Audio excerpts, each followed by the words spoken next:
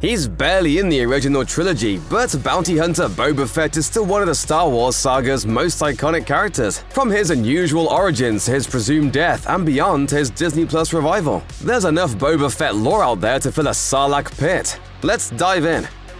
Before Boba's story can be told, we have to go back to events that predate his first chronological on-screen appearance. Over a decade before the Clone Wars, Jedi Master Sifo Dyas foresees a terrible darkness slowly spreading across the galaxy. Despite his attempts to warn the Jedi Council, he is ignored and removed from his place in the Order. After that rejection, he strikes a deal with the cloners on the sea planet of Kamino to create a grand army of the Republic after seeing thousands of star systems join the Separatists. The premonitions of galactic conflict alarm the Kaminians, so the cloners anxiously agree to use the Mandalorian bounty hunter Jango Fett as a genetic template. The Sith get wind of his plans, so they decide to create the perfect storm to grant themselves control over the clone army. In exchange for his genetic template, Jango Fett negotiates for a single and altered clone, a genetically pure boy designated Alpha, whom he would keep for himself. Living on Kamino, Jango raises Alpha as if he were his own son, renaming him Boba so as to separate him further from his clone brethren. Unlike the clones who are trained from their youth to become obedient soldiers, Boba is taught to think independently and learns the basics of bounty hunting from his father. Most fans saw Boba Fett in 1980's The Empire Strikes Back, but thanks to Attack of the Clones and the Clone Wars, he's been given a pretty in-depth history that extends far beyond his bounty hunting profession. Prior to the start of the Clone Wars, Jango Fett is hired to assassinate Senator Padme Amidala, the eventual wife of one Anakin Skywalker. In the Clone Wars, Jango is described by the Mandalorian Prime Minister in less than flattering terms, insinuating that Fett may not actually be Mandalorian himself. When the Clone Wars came out in 2008, the story went that Jango Fett was indeed Mandalorian, but the planet's officials were desperate to hide it. But in 2014, when Disney announced that the Star Wars expanded universe was no longer considered canon, Jango lost his original backstory, even though the Clone Wars remained. Thankfully, the Disney Plus series The Mandalorian set the record straight once and for all. In Chapter 14, The Tragedy, an aged Boba Fett reveals the chain code of his armor, which reveals that Jango Fett was once a Mandalorian foundling after all. Your father was a foundling. Yes. Following an attempt made on Padme Amidala's life, Obi-Wan Kenobi ends up on Kamino where he meets Jango Fett. Before long, Jango and Boba are in the process of making their escape, and a fight breaks out between Obi-Wan and Jango outside the Slave One. The Fetts escape, but not before Obi-Wan is able to secure a homing device to the hull of their ship. He catches up to the pair outside Geonosis, and the battle continues in an asteroid field. Thinking they've outrun Obi-Wan, the Fetts take refuge on the planet, along with Count Dooku and his separatist army. The entire sequence serves two purposes. It demonstrates just what the Fett starship can do in combat, and it sets up Boba to be his father's replacement in the universe. Not only can he handle a ship's controls, but he's also pretty bloodthirsty, especially when it comes to the Jedi.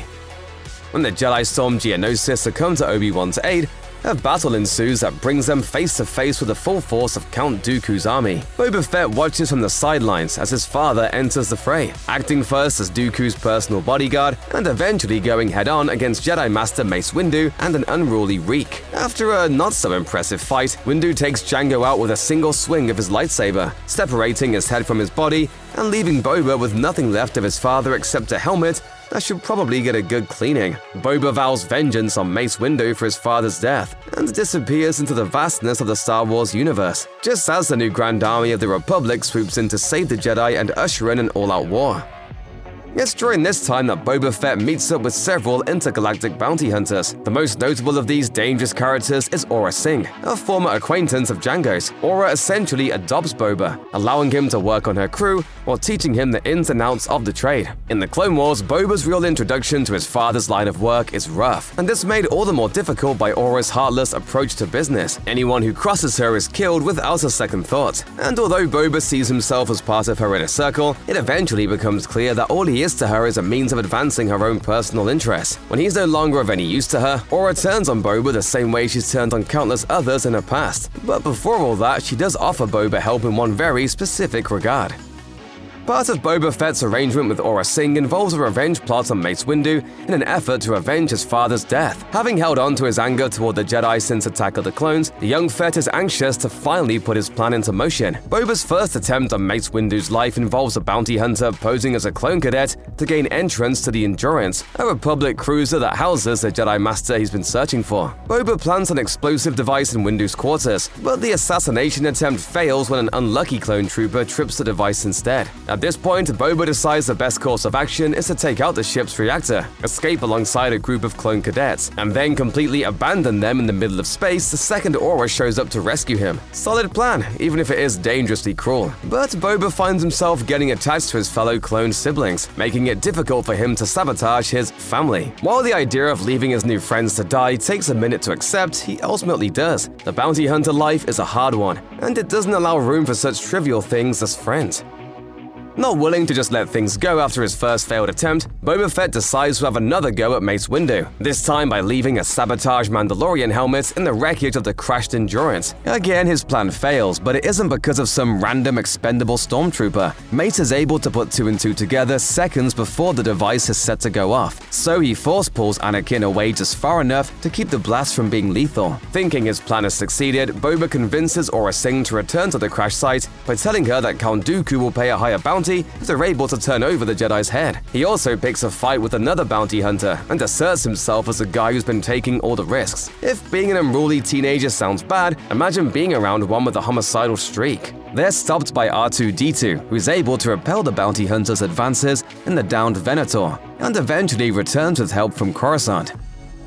At this point, Boba Fett knows he's failed twice to kill the man responsible for his father's murder, and it's starting to get to him. Aurra Sing decides the best thing to do is to kill one of the clone hostages they've been saving for Count Dooku and send the footage to the Jedi Council, along with the demands that Mace Windu face Boba. In response, the Jedi dispatch a couple of their own to track down the bounty hunters. On Florum, Boba, Aurra, and the rest of the crew are confronted by Plo Koon and Ahsoka Tano. After a quick skirmish, Boba does what he does best and sets another bomb off, but the blast only allows for Aurra to escape, so she abandons the kid in order to save herself. Realizing he's been deserted by the only person he had left in the universe, Boba comes to understand that maybe vengeance isn't the best life path. He's arrested, and although he admits his wrongdoing, he refuses to ever forgive Mace Windu. By the time of the Clone Wars Season 4 episode Deception, Boba is still serving his sentence. It's a quick one-and-done moment, but it gives us an interesting glimpse into what Boba has been up to since his arrest. After Obi-Wan Kenobi takes on the identity of a criminal named Reiko Hardeen in order to infiltrate Count Dooku's inner circle, the bounty hunter Cad Bane hires Boba to interrogate the disguised Kenobi. Understandably, Obi-Wan keeps his distance, not wanting to hurt anyone unnecessarily, especially a young boy who seems in over his head. After a brief fight, Kenobi makes a getaway, leaving Boba and his friend Bossk in the dust. Immediately after these events, Boba Fett heads up his own outfit of outlaws called Crate's Claw. When one of Boba's crew is killed in a seedy Tatooine bar by former Sith assassin Asajj Ventress, Bossk convinces her to join them in an upcoming assignment. You just killed one of our team. She and Boba immediately butt heads, as she thinks he's too young and inexperienced to lead this band of mercenaries. It turns out Ventress is sort of right. Over the course of their assignment, the other bounty hunters are lost and the pair wind up fighting over what to do with the actual bounty. By this time, Boba still has no idea how to best someone with Force abilities, so he's quickly overpowered, left to spend the following years wallowing in his hatred.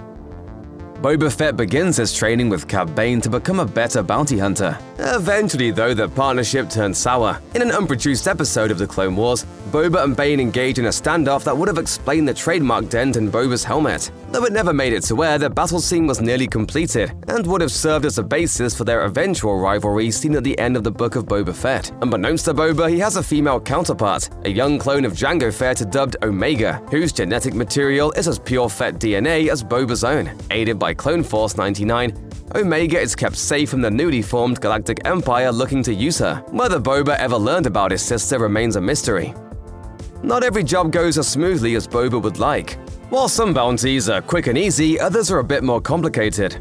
occasionally damaging our favorite mercenary's reputation. One such job is chronicled in the Marvel Comics series Star Wars Bounty Hunters, which tells the story of Boba Fett's botched Corellian job about 10 years before A New Hope. Hiring Boba, the heir to the Mourner's Whale Syndicate puts an assassination team together to take out a target on Corellia before things go south. It all gets a bit sticky when a member of the team named Nakano Lash takes out their employer, which pits the full wrath of the Mourner's Whale Syndicate against them. Hoping to kill Lash for her betrayal, Boba goes off-script, putting him at odds with another teammate, the cyborg Bylert Valance, who just so happens to be Lash's protege. Because of this job, Boba's reputable work ethic is singed, and the bounty hunter goes into hiding for a time. It's only after capturing fellow bounty hunter Cage Vander a year later, as detailed in the video game Star Wars Jedi Survivor, that Boba is ushered back into the bounty hunting community's good graces. This capture opened the door for some other high-paying opportunities, including one that made him most famous among Star Wars fans. By the time the Galactic Civil War officially commenced, Boba Fett was hired by the notorious gangster Jabba the Hutt on Tatooine. Back on the desert planet, the bounty hunter makes waves around Mos Eisley, where he frequently enforces the Hutt's will on his enemies. Before the Empire sets its sights on two droids wandering around the desert with hidden Death Star plans, Boba travels to Coruscant to take out a handful of rebel spies. However, because he disintegrates them, leaving no trace of their bodies, Darth Vader refuses to pay. During the events of A New Hope, Boba Fett acts as Jabba's enforcer when the gangster confronts Han Solo about his enormous debt. The short story, Added Muscle, also reveals that Boba was planning on leaving Tatooine during this time. But after catching wind of the Empire's hunt for R2-D2 and C-3PO, he decides to investigate. It's during this endeavor that Boba tracks the droids across the desert, eventually concluding that their time on the Lars Moisture farm is what prompted the Empire to kill Luke Skywalker's uncle Owen and Aunt Beru. Additionally, he also deduces that there was a third member of the Lars household who likely traveled with the droids, but they wouldn't meet until later. At some point during the rule of the Empire, Boba Fett finds himself on Karajam, a world on the Outer Rim where he's hired to capture fellow bounty hunter Zingo Gabneh. As chronicled in the Marvel comics Star Wars Age of Rebellion Boba Fett, he gets his prey, which earns him the respect of the press locals. One man in particular pleads with Boba for his help in liberating their village, attempting to appeal to the good inside. Instead, the bounty hunter turns on the do-gooder, recognizing that the man is worth plenty of credits himself. Not every Boba Fett story ends with him as a villain. He may work for them often, but sometimes the goodness within him peeks through. In Dark Horse Comics Star Wars Hyperspace Stories Issue 7, Boba reluctantly takes a job for a young Wookiee named Vivine. Vivine is the daughter of Senator Yarua, who worked alongside Obi-Wan Kenobi, Anakin Skywalker, and Padme Amidala during the Clone Wars. Though her father died saving her life, his memory lives on in the small doll that had gifted her, one she needs Boba's help to find. Sadly, Boba spends the entire issue saving Vivine from other bounty hunters who want to capture her for the Empire, and thus her doll is never actually found. But remembering how precious his father's armor is to him, Boba tells the younger Wookiee to never stop searching. Not long after Luke Skywalker blows up the Death Star, a defeated and humiliated Darth Vader hires Boba Fett and the Wookiee bounty hunter Black Krrsantan for some off-the-books jobs he can't trust a stormtrooper with. Under Vader's thumb, Boba's new mission is to track down the young rebel pilot who made that impossible shot and bring him to the Dark Lord. And to apprehend the Millennium Falcon too. Knowing Han Solo's usual haunts, Boba quickly connects the smuggler with the crazy old wizard Ben Kenobi while at the Mos Eisley Cantina. There he captures a young moisture farmer who spills the beans on Luke's identity. This takes him to Kenobi's desert home just in time for Luke's return. Hoping to find some of old Ben's Jedi texts to advance his own training, Luke is surprised by Boba Fett's arrival. Blinded by one of Boba's weapons, Luke fights valiantly against the experienced bounty hunter and mistakes him for a stormtrooper. Luke's connection to the Force gives him an advantage, and after a seriously bloody battle, the young Skywalker gains the upper hand and escapes with what he came for. Defeated, Boba reports Luke's identity to Darth Vader, who finally recognizes that he and Padme had a son after all. Near the end of the Galactic Empire, Boba Fett becomes one of the most sought-after bounty hunters in the galaxy. In The Empire Strikes Back, Boba continues his mission to track down the Millennium Falcon, but Vader wants to make sure his employee doesn't fall back into his old habits. You are free to use any methods necessary, but I want them alive. No disintegration. dreams. Naturally, Vader didn't just hire one bounty hunter for the job. He hired several, including members of Boba's former outfit, Crate's Claw. The short story Wait For It explains that Bossk and Dengar wanted to form an alliance with Boba, reliving old times. But the Mandalorian armor-clad hunter emphasizes his need for the extra credits and opts to work solo. It turns out that this is the right move, as Boba is able to monitor Solo and his crew on their way to Bespin, and he follows closely behind in Slave One. Warning Darth Vader ahead of time, Boba makes sure that the Empire arrives to occupy Cloud City before the Millennium Falcon lands, setting the perfect trap for the elusive rebel smuggler. Turning the rebels over to Darth Vader, Boba makes a deal with the Sith Lord that allows him to deliver Han Solo personally to his other employer, Jabba the Hutt. This of course means freezing Han Solo in carbonite in front of his friends, thereby creating one of the most stylish wall pieces in the galaxy. What if he doesn't survive? He's worth a lot to me. The Empire will compensate you if he dies. Put him in! After capturing Luke's friends and freezing Solo, Vader gives Boba Fett permission to leave with his bounty. His job for the Empire is now complete. Aided by a band of stormtroopers, Boba parades the frozen Solo through Cloud City. But he is soon pursued by the young Skywalker and his friends. Unfortunately for the rebels, Boba Fett loads Han Solo above Slave One and blasts off into space, heading back toward Tatooine to collect his bounty. But before Boba could make it to Jabba's palace, there was a brief detour or three to make along the way. Set between The Empire Strikes Back and Return of the Jedi, Marvel's Star Wars Comics hosted a large-scale crossover event spanning throughout all of their biggest titles, called War of the Bounty Hunters. This conflict kicks off after Boba first tracks down and battles Nakano Lash, the same bounty hunter who had double-crossed him years prior. Leaving Lash for dead, Boba continues on to deliver Solo to Jabba. Just one problem: the carbonite matrix that the smuggler is frozen inside of proves unstable. To fix it, Boba makes a pit stop on Nar Shaddaa and fights in a local gladiator arena in order to pay for the repairs on Solo's prison. Competing undercover as Beskar brawler Jango in honor of his father, Boba wins, but fails to get the credits he was after. Returning to Solo, he finds the smuggler's carbonite frozen body stolen. Naturally, Boba does what any good bounty hunter would do. He hunts down his prey. Things only get worse though, as Jabba believes that Boba sold Solo to another buyer, forcing the Hutts to pay a high-priced bounty on Boba's head. In reality, Solo was stolen by the criminal syndicate Crimson Dawn, specifically under the orders of Solo's former lover, Qi'ra. Her intentions aren't pure either though. Qi'ra decides to sell Solo at auction, thus putting Boba in quite the predicament. While attempting to reclaim Han Solo and restore his reputation, Boba is attacked by 4 LOM and Zuckuss, whom he quickly dispatches. Learning about the auction for Solo, Boba flies to Jakara to retrieve the frozen smuggler, only to run into Bossk, who attempts to appeal to their long history. Ruthless as always, Boba leaves Bossk out in the cold as a warning to those who might get in his way.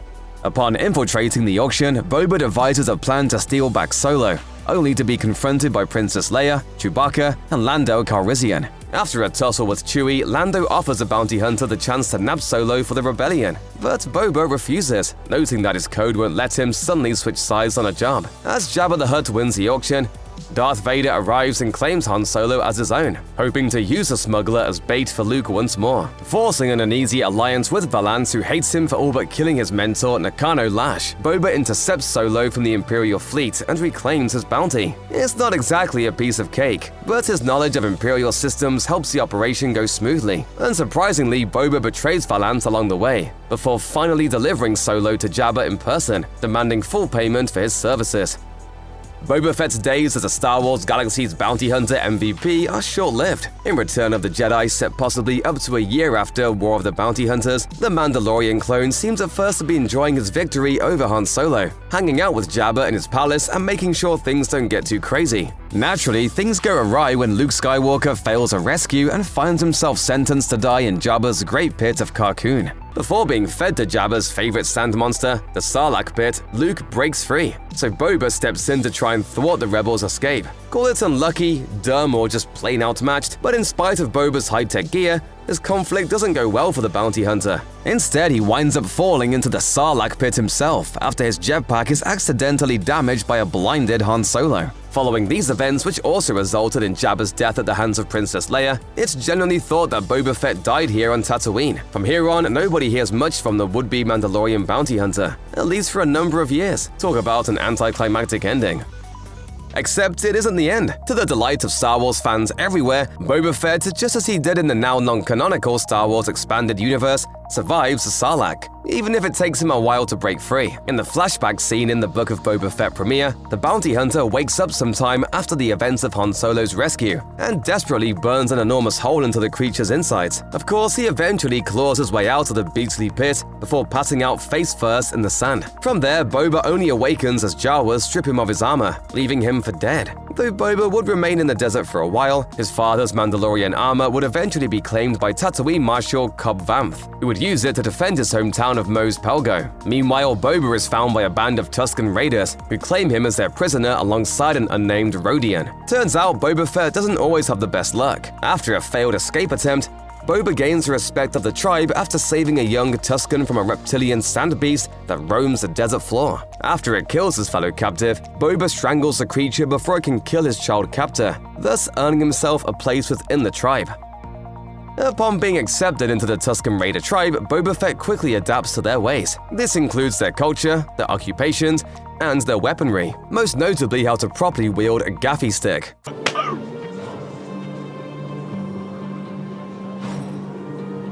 I am holding it the same. From the time he was tossed into the Sarlacc Pit to the time he began to thrive within the Tusken tribe, nearly a year had passed. After being burned by so many would-be families throughout his life, this was the first time Boba felt as if he truly belonged somewhere. It wasn't until the Pyke Syndicate began to disrupt their way of life, including killing a number of Tuskens, that Boba decided to take matters into his own hands to protect his new people. After training some Tusken warriors how to ride on speeder bikes, Boba leads an assault on a cargo train carrying spice. Though the Pikes fight back, they're no match for Boba Fett and his newfound tribe, who soon overpower them. Vowing that the Pyke Syndicate must pay a toll to the Tuskens to continue their operations, the tribe celebrates. As a gift for his efforts, the Tusken chief presents Boba with a small lizard that initiates a very psychedelic vision quest. In his vision, Boba sees his childhood on Kamino and his time in the Sarlacc Pit, which reminds him of the life he once lived, as well as his father's legacy.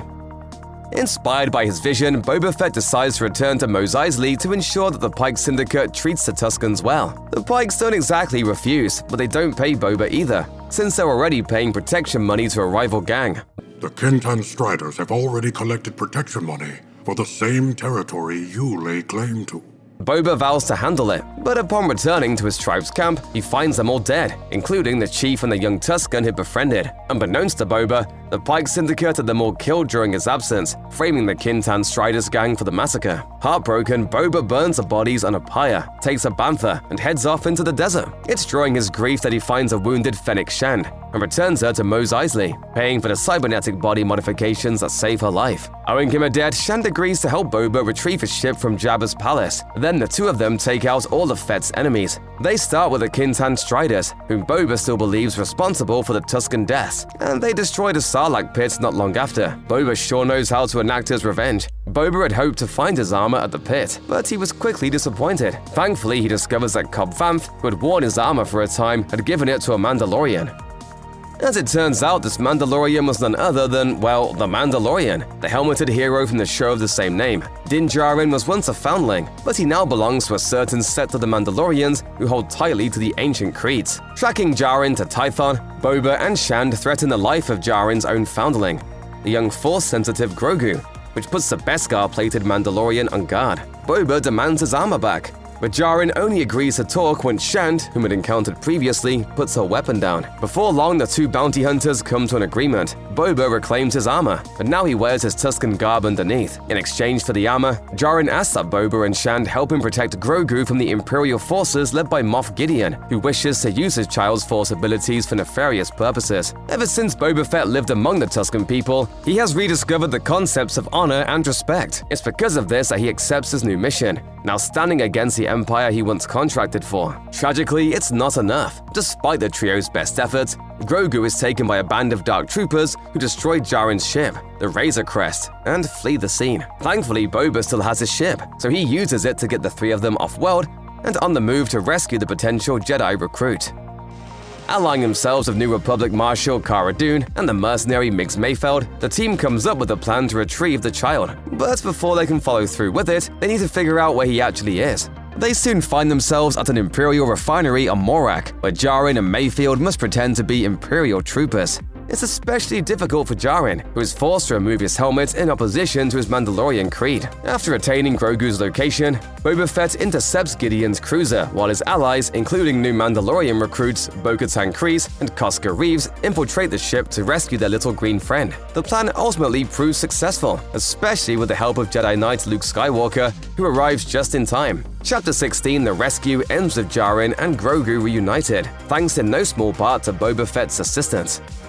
Immediately following his job with Din Djarin, Boba Fett returns to Tatooine, kills Bib Fortuna, and takes a seat on Jabba's throne. Ready to take over the Empire, Boba faces the first challengers to his newfound position, the Hutt twins. As the self-proclaimed Daimyo of Mos Espa, Boba vows to rule not with fear as Jabba had, but with honor and respect as he learned from the Tuskens. After a few weeks, news has spread that Boba Fett is in fact alive and well, and his enemies aren't happy to hear it. The Hutt twins, cousins of dear old Jabba, don't take this change terribly well, using the Wookiee black Kasanten to try to interrogate and later assassinate Boba. The twins attempt to overpower the Mandalorian armor-wearing Daimyo to no avail. Not wanting to start a war over a worthless rock, the twins leave Tatooine, offering up a new Rancor as a gift for Boba's palace and releasing Chrysantan from his contract. Impressed with the Wookiee's resolve, Boba hires his would-be assassin as an enforcer alongside the gang of cyborgs he'd previously conscripted. Now the leader of an impressive force, Boba Fett challenges the Pyke Syndicate's authority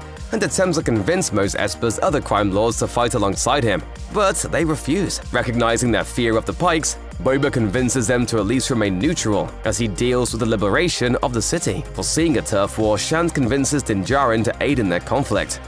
It isn't long before the Pykes get wind of Boba Fett's plan and hire an enforcer to make sure that he's cut off from any additional resources. Their choice? Cad Bane, Boba's former mentor and the most notable bounty hunter from the Clone Wars era. Boba Fett is a cold-blooded killer who worked for the Empire. After Din Djarin convinces Marshal Cobb Vanth of Freetown to help Boba take on the Pykes, Bane arrives and demands that none of the people of Freetown assist his adversary in any way. Then he takes out Vanth and his deputy. From there, Bane travels to Mos Espa, where he reveals to Boba that the Pykes were the ones who killed his Tusken tribe. Enraged, Boba nearly attacks his former mentor, but he manages to stop himself with an impressive amount of restraint. Sadly, his newfound honor isn't enough to gain the upper hand. Mos Espa's other criminal forces unsurprisingly betray him, and Boba's forces are nearly depleted. Thankfully, the people of Freetown come anyway, as does Grogu, and Boba's faction soon overpowers the Pykes. This all leads to a final confrontation between Boba and Bane that mirrors their previously unfinished duel from the Clone Wars.